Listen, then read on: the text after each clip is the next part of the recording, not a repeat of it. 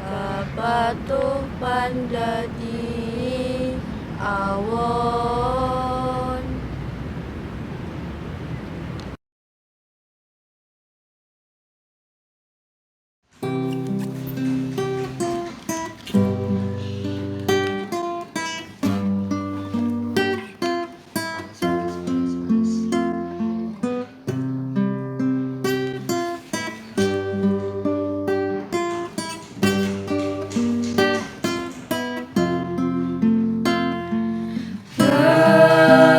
Menangno atiku kudulah siji hal sing gampang.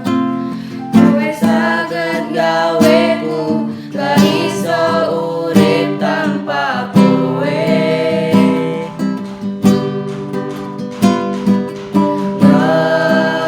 Ngejogo tresno iku kudulah siji hal sing gampang.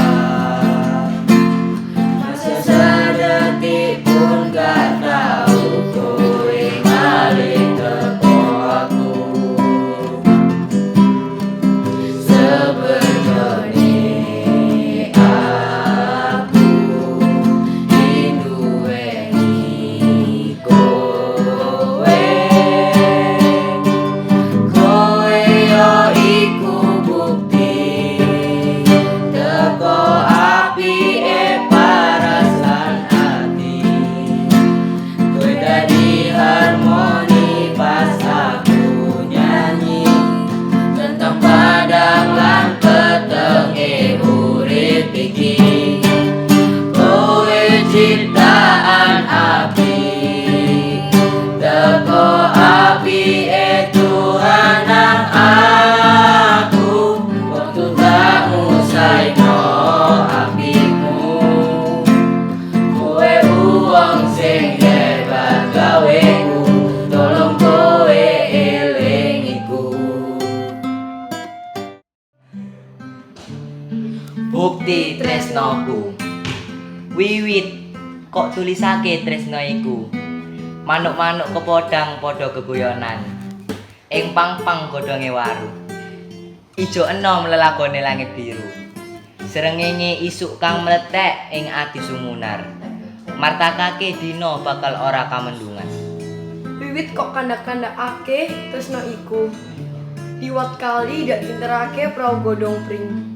Pamri bisa layangan anang segraning atimu. Apa payon langit ing pucuking alun. Banjur tak tunggu tekaning gawa warta. Wiwit kok kidungake tresno iku. Apa aku kudu lumaku sadhuwure angin lan segara. Jupuk kembang sengane kang mletek. Banjur dak sempitake ing kupingmu. Kowe bukti tresnoku.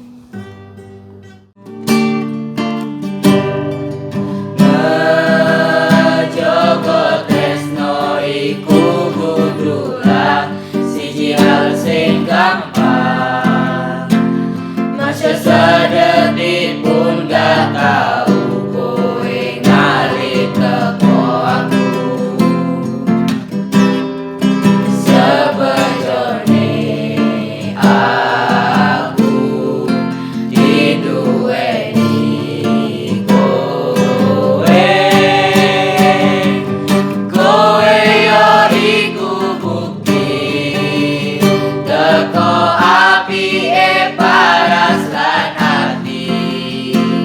Kowe dadi harmoni pas aku nyanyi tentang padang lan petenge urip iki. Kowe ciptaan api teko apike Tuhan nang aku. Waktu gak ngusaino apimu. Kowe uwong sing